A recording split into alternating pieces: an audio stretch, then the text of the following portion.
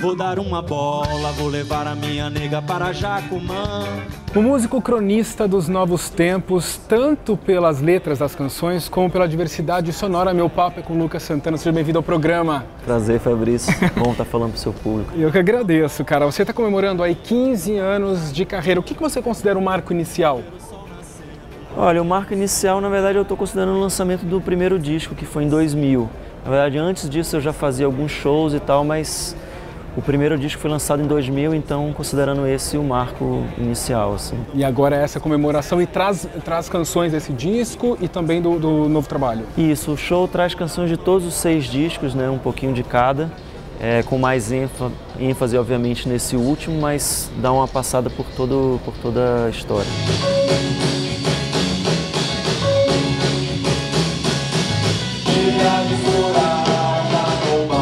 O Sobre Dias e Noites, ele traz muitas canções assim que são praticamente crônicas, né, assim, do dia a dia.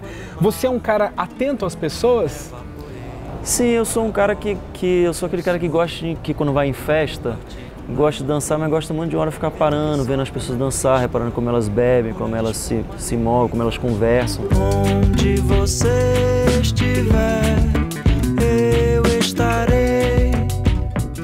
Maresia no ar, a te acompanhar. Você tem participações nesse disco como da atriz francesa Fanny Ardant. Como isso aconteceu? O meu disco é lançado fora do Brasil por uma gravadora francesa chamada No Format. E como eles são uma gravadora francesa, eles me perguntaram, pô, seria muito bom se você chamasse algum artista francês para participar do disco. Quem você chamaria? Aí meu primeiro nome que veio à cabeça foi Fanny Ardant, porque quando eu morava na Bahia só tinha um cinema que passava filmes do Truffaut, do Godard e tal, e eu e meus amigos a gente ia todo domingo, 7 horas da noite, a gente esperava a semana inteira para ver esses filmes. E a Fanny Ardant era meio uma musa da gente naquela época, então na hora me veio à cabeça e falei, Fanny Ardant, mas dei outros nomes também, porque eu achei que jamais ela toparia. E esse topar foi de imediato? Foi, ela ouviu a música, adorou a música, só a única coisa que ela pediu é para que ela fizesse a tradução para o francês, que tem no final da música.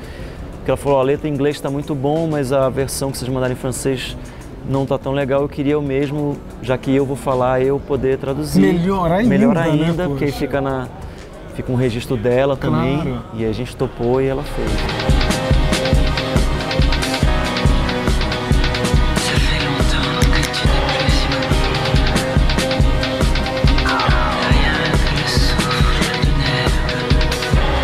Todo músico profissional, quando começa lá a cantar, né, com grandes artistas, cantores e tudo mais, sonha em um dia colocar o seu trabalho autoral, né, em prática. Como foi isso com você? Então, eu comecei tocando flauta, tocava lá em Salvador, tocava em orquestra jovem, orquestra sinfônica, tocava com Jerônimo, tocava com as bandas. Depois o Gilberto Gil me chamou para tocar com ele, eu fiquei 3 anos tocando na banda dele. E uma hora eu falei com ele, eu vou sair porque eu estou sentindo necessidade de fazer as minhas coisas. Uma hora eu senti esse desejo de colocar as minhas inquietações, as minhas urgências na roda e me desliguei da banda dele e aí comecei a fazer. Foi realmente eu já vinha compondo, mas uma hora foi o desejo de realmente fazer a minha história. De um lado esse carnaval, do outro a fome total.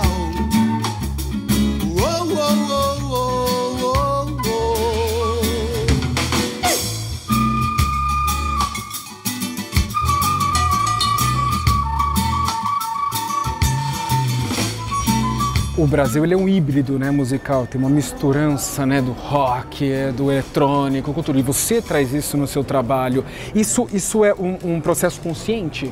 Você estuda música? Sim, estuda não no sentido cartesiano, mas no sentido de que desde 12 anos eu escuto todo tipo de música. Eu comecei a fazer correlações e perceber que os fundamentos da música estão presentes em todas elas, são os mesmos: volume, ritmo, harmonia, plano de mixagem. O que muda é a instrumentação, e tudo isso vai dar no estilo diferencial um estilo do outro. Virou rock por quê? Porque botou guitarra, porque botou distorção, porque o baixo não é tão importante. Por que virou reggae? Porque o baixo tem que ficar na cara com a bateria e a guitarra é um monte de efeito, ou seja, os fundamentos eu fui sacando isso desde cedo.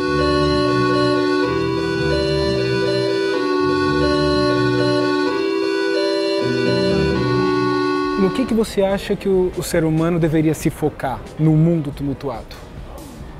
Eu acho assim que o mundo realmente está muito ferrado e com uma falta de humanidade muito grande. A gente assiste os noticiários todo dia e aí o cara que mata o filho, o outro que espanca a mulher, assim, isso é todo dia na televisão, sabe? E isso já virou uma coisa que todo mundo já se relaciona com isso de uma maneira muito dormente, assim, adormecida.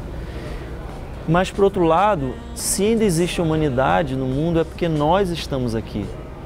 Então, assim, por um lado eu vejo muito ferrado, mas por outro lado você roda o mundo e tem várias situações da presença de uma humanidade, sabe? Isso também é bonito, assim. Ao te conhecer, desacreditei. Como pode uma mulher assim? Que imagens ou som, o gosto você traz lá da Bahia? Eu acho que a coisa rítmica, assim, é o que da Bahia hoje em dia ainda é presente, assim. A coisa da clave, da síncope, sabe? De tudo, o jeito que eu divido a melodia, os beats que a gente faz, assim, tem uma presença de música negra muito forte. Antes o meu coração tocava só pra Cira. Antes é que o meu cordão batia só pra Cira. Você escolheu São Paulo para morar? Então, eu moro no Rio há 20 anos, mas eu trabalho mais em São Paulo que no Rio. Entendi. Então, Você está mais por aqui do que lá. Então, isso é muito confuso, porque todas as pessoas no Rio sempre acham que eu moro em São Paulo. E muitas pessoas em São Paulo acham que eu moro em São Paulo também. A gente achava que você morava aqui Não mesmo. todo mundo no Rio, volta e meia, eu encontro as pessoas na rua e falo, e aí, você tá aqui no Rio de férias? Eu falo, não, cara, eu moro aqui há 20 anos. Mas é por isso, porque eu fico tanto aqui que é quase como se eu morasse aqui também. O Rio é uma cidade maravilhosa, a gente sabe o que a Bahia tem, mas e São Paulo? Eu gosto muito de São Paulo, desde criança, quando eu vim pra cá, eu gosto muito, primeiro porque eu sou workaholic, assim, então São Paulo é uma cidade que vive pro trabalho, 90% dos meus amigos aqui são músicos, tem estúdio, então quando eu tô em São Paulo eu tô sempre perto da música, então é uma cidade que eu gosto muito.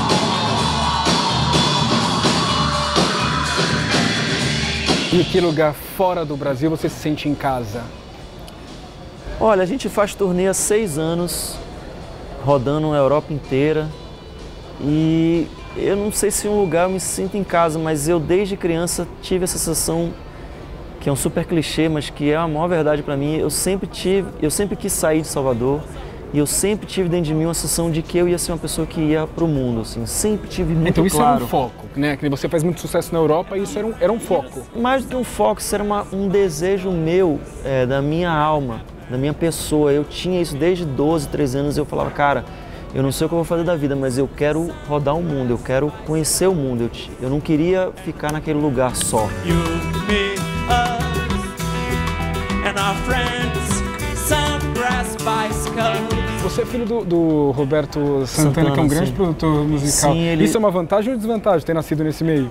Não, acho que no meu caso foi uma vantagem. Na verdade, meu pai foi anos diretor artístico da Poligram, mas ele separou da minha mãe cedo, então eu morava com minha mãe em Salvador, ele morava no Rio. Eu via pouco meu pai.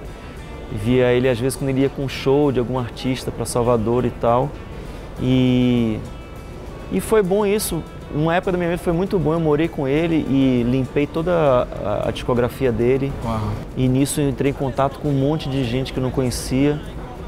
E nunca também, porque também como eu comecei a trabalhar, meu pai meio saiu da indústria. Então, para mim, na verdade, nunca tive nenhum favorecimento nesse sentido, assim. Mas teve o favorecimento, né, dessa cultura musical, sim, né? Sim, meus pais sempre me apoiaram 100%, desde que eu comecei a estudar flauta com 12 anos.